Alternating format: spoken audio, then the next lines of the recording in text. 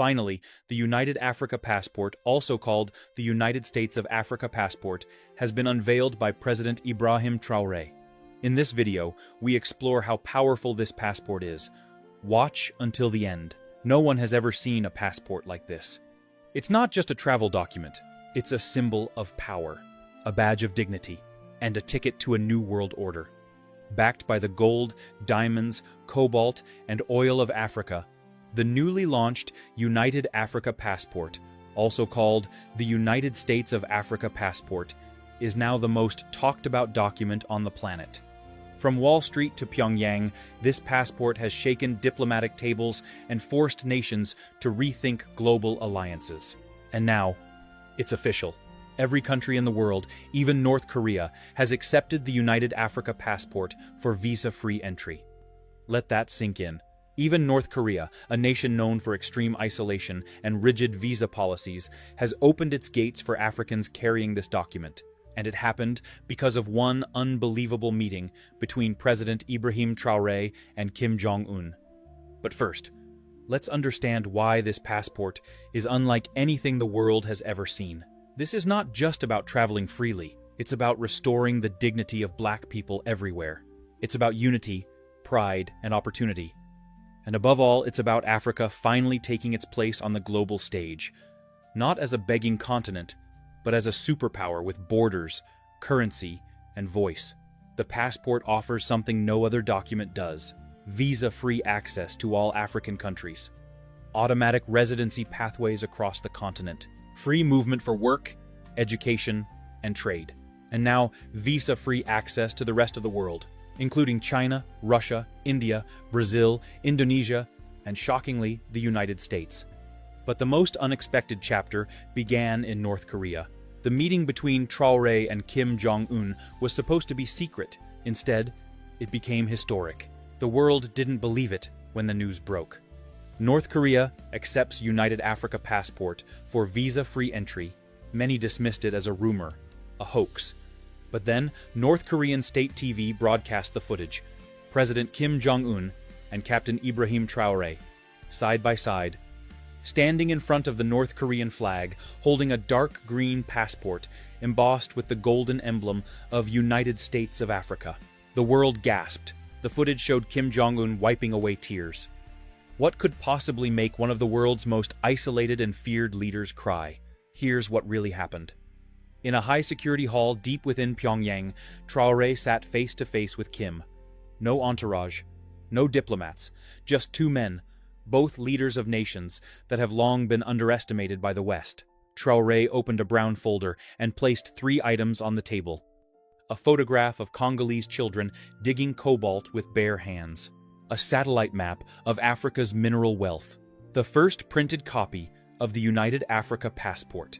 Then, he said, "Our people have bled enough. Our lands have fed the world. Yet we eat last.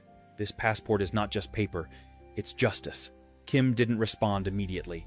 Traoré continued, "You know what it means to be isolated, sanctioned, punished for defending sovereignty. Africa is in that struggle. But unlike the past, we're no longer divided. This passport is backed by Africa's wealth. Gold, uranium, diamonds, cobalt, oil. We will not beg for entry. We invite the world to recognize our unity." Kim stared at the passport. Then he asked one question: will Africans respect themselves enough to protect this document? Traoré nodded. This is not a passport for tourists. It is a passport for liberation.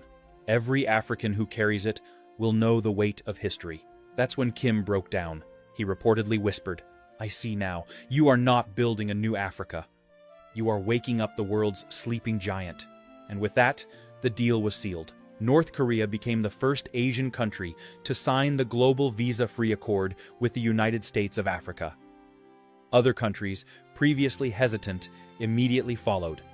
Indonesia, Vietnam, Pakistan, even Cuba and Venezuela, and silently, even a few EU nations began discreet talks. But the move sparked backlash too. As the news spread that North Korea, Cuba, and several Asian and Latin American countries had officially accepted the United Africa Passport for visa-free travel, something began to shift in international circles. Inside secret meetings at the European Union headquarters and US State Department, diplomats were scrambling. One EU official, caught off mic, was heard saying, "This isn't just a passport, this is a message. They're shutting us out." Though no Western government made public complaints at first, internal memos leaked, accusing President Ibrahim Traoré of building an exclusive, race-based travel system, claiming it went against global inclusivity. And then came the headline, "Is the United Africa Passport Racist?" London Herald. It caused outrage across Africa and the Caribbean. Online, Africans from Ghana to Jamaica responded furiously. Where were these same critics when Africans needed visas for every country? Now that we finally have something for us, it's a problem? But Traoré didn't remain silent. Standing in front of the Monument of African Unity in Ouagadougou, he delivered a short but fiery speech, streamed live across 42 countries. With his voice calm but firm, he said, "When Africans were enslaved, no one complained about exclusion. When we were denied visas, rejected at airports, humiliated, no one wrote editorials. Now, because we finally own something for ourselves, we are suddenly a threat?" The crowd roared. This passport is not a weapon, it is a shield. It is protection for the African soul, the African dream. And let me be clear, it is not racist. It is revolutionary. The speech went viral in hours. Over 300 million views across TikTok, YouTube, and Instagram. Even in cities like Paris, Washington, and Berlin, young black communities organized solidarity marches. At the heart of it all was a simple message. We are not begging for entry, we are building our own door. This time, it wasn't just Africa responding. African Americans, Afro-Brazilians, Haitians, Trinidadians, and people across the Caribbean posted videos proudly saying, "I am African. I claim my passport." Even some white and Asian allies stood in support, recognizing that this was more than travel, it was redemption. But the sudden popularity of the passport brought a new crisis. What started as a powerful symbol of African pride was now turning into a logistical nightmare. After President Ibrahim Traoré's viral speech defending the United Africa Passport, the world took notice, and so did the African people. From Atlanta to Accra, from Port-au-Prince to Cape Town, millions lined up virtually and physically to begin their applications. The Burkina Faso immigration servers crashed within hours of opening the portal. Some applicants waited 15 hours online, only for the page to freeze just before submission. In less than 10 days, over 11 million applications had been submitted from more than 62 countries. Families flew in from Jamaica, Barbados, St. Lucia, and Dominica. Thousands of African Americans booked urgent flights to Ouagadougou just to get in line, sleeping outside embassy gates with backpacks and printed documents. "I've never seen anything like it," said a passport officer in Ouagadougou. "There are grandmothers here who sold everything to make this trip." The first United Africa passport had just been printed days ago. Now, the system was being crushed under its own success. President Traoré had promised that the passport would only go to people who could prove African ancestry or cultural ties to the continent. But many applicants, especially from Caribbean nations and African American communities, did not have official birth records or family documents. Centuries of slavery and displacement had erased their paper trails. To make matters worse, rumors began to spread. False brokers started charging hundreds of dollars for fast-track approvals. Some even forged DNA results. Traoré had to act. On the night of August 28th, Traoré appeared live again. Dressed simply, he looked visibly tired, but resolute. "To all my brothers and sisters across the black world, I hear you. I see you. We built this passport for you. Not just for Africans on the continent, but for the children stolen from her shores. But we must be careful. We must protect what we're building." He announced 3 urgent changes. Temporary suspension of all new applications for 21 days. DNA verification units to be set up in embassies across 25 cities. A new heritage claim form, allowing people to explain their ancestral ties in writing or video if no documents exist. Your pain has a voice. Your identity matters. We will not deny you because your ancestors were denied. The announcement was met with mixed emotions. Some cried in frustration, especially those who had just arrived in Burkina Faso, but others applauded the move. Online, We Are Africa trended again, this time with videos of people helping each other fill out forms, narrating family stories, or posting photos of grandparents with the caption, "Proof enough." Even celebrities joined in. Afro-Caribbean singers, African-American activists, and Pan-African leaders encouraged patience. But Traoré wasn't finished. He ended his address with a powerful reminder. This passport is not just a travel document. It is proof that we remember. It is proof that we are one.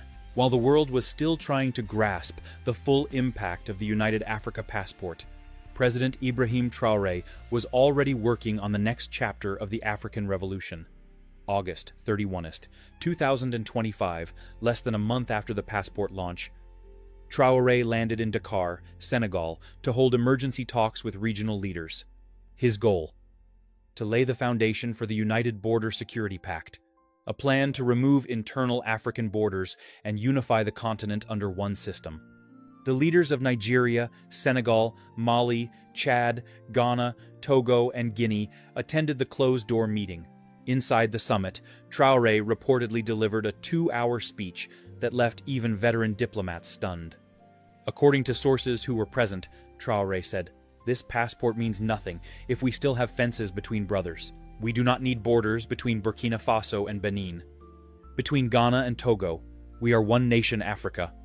He proposed a phased rollout of border elimination, starting with free movement of citizens with the United Africa Passport within 27 African countries, unified border patrol and digital ID system, shared intelligence to protect against external sabotage and trafficking. He called it One Border, One Africa. Traoré didn't just talk policy. He spoke from the heart. He reminded the leaders of what Africa had lost, not just land and wealth, but time, trust, and unity. We were once 3,000 tribes. Today we are 54 countries, divided by European rulers who are long dead. We are still paying for borders that were drawn with blood, but no more. He paused, looking directly into the cameras, broadcasting across Africa. We will not raise our children to hate their neighbor because of a border created in Berlin in 1884. Tears flowed in the audience. Even hardened journalists said they had never seen such raw emotion in a presidential address.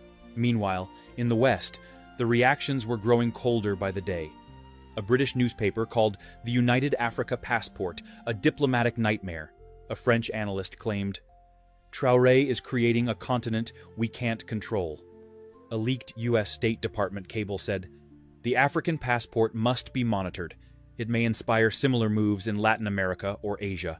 Most shocking of all, in a closed G7 meeting, an unnamed European leader reportedly asked, "Can we make the African passport conditional? Should we pressure African nations to make it inclusive to avoid accusations of reverse racism?" This sparked outrage online, with millions accusing Western powers of hypocrisy. One viral tweet summed it up. "They took everything from us. Now they want to take even the little unity we build for ourselves." At a press conference in Abuja, Traoré responded boldly, "No, we will not apologize for standing together. No, we will not dilute our vision to make the comfortable feel safer. The African passport is for Africans. We are not excluding the world, we are finally including ourselves." He added, "Africa has 60% of the world's arable land. We have the gold, the lithium, the cobalt, the youth, and the sun. If shared fairly, Africa would be the richest country in the world, and now we will protect it." Just when the world thought the United Africa Passport couldn't go any further, President Ibrahim Traoré made an announcement that stunned even his closest allies. On September 15, 2025, during a televised press briefing from Ouagadougou, Traoré stood before a giant screen displaying the logos of over 20 African countries. Behind him was a banner that read, "From the soil to the stars, Africa united." He cleared his throat and said, "Today, we officially welcome the African Space Research Bureau as a full partner of the United Africa Passport." The crowd went silent. For a moment, many didn't understand the gravity of what he had just said. Then he explained, Traoré revealed that Burkina Faso, Nigeria, Egypt, Algeria, South Africa, Ethiopia, and Ghana had formed a new Pan-African Space Alliance, and it would adopt the United Africa Passport as its official ID system.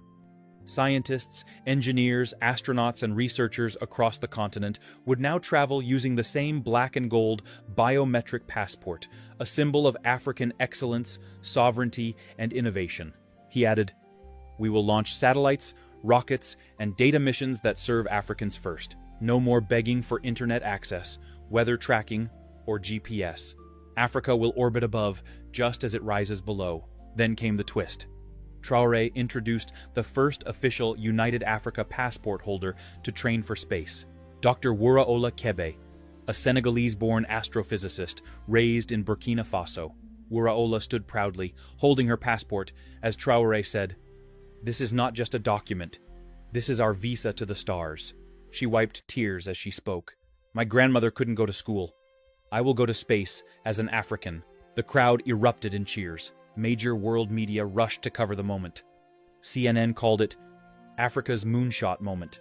Al Jazeera said it was a new space race with roots in black liberation. A viral TikTok in Brazil titled "Africa is doing what no one expected" gained 22 million views. But not all reactions were positive. A leaked intelligence memo from a European security agency stated, "If Africa controls both its borders and its satellites, we lose influence." Another Western diplomat reportedly said, "The United Africa Passport is no longer just symbolic. It's geopolitical. It's strategic. It's dangerous."